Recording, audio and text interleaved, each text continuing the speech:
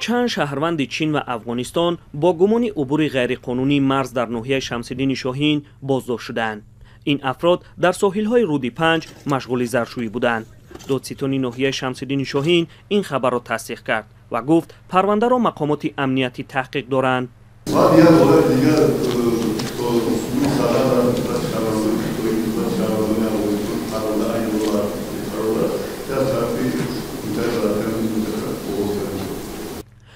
دادستان ناحیه شماره بازداشت شدگان را افشا نکرد، اما یک منبع به رادیو آزادی گفت که چند شهروند چین و افغانستان ماه می با هدف زرشویی مرز را عبور کرده وارد تاجیکستان شدند. با گفته منبع آنها سوار اکسکواترها از جایهای کمابی رودخانه گذشتند و حالا 2 اکسکواتر این افراد در دست مقامات تفتیشاتی اند.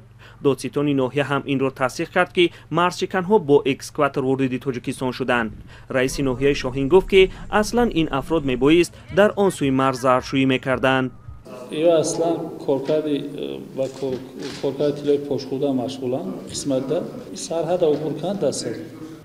ورود شهروندان چین و افغانستان از آن سوی مرز در حالی است که ماه نوامبر سال 2024 در مرز تاجیکستان یک شهروند چین کشته و 5 نفر دیگر زخمی شدند. حادثه در کارخانه جمعیتی دارای مسئولیتش محدود تیرمیزک در دره زربوز واقع است اتفاق افتاده بود. کارخانه مذکور تازه سال گذشته ثبت نام شده با استخراج طلا مشغول بود. دادستان ناحیه 6 ماه پیش گفته بود که نسبت این حادثه پرونده باز شده است. ناحیه شمسدین شاهین با ولایت تخار و بدخشان افغانستان مرزی مشترک دارد. بعدی به سر قدرت آمدن طالبان کارکرد طلا در لب دریای پنج از آن سوی مرز بیشتر شد. حالا در برابر شهروندان افغانستان، شهروندان چین هم در اینجا طلا می‌جویند.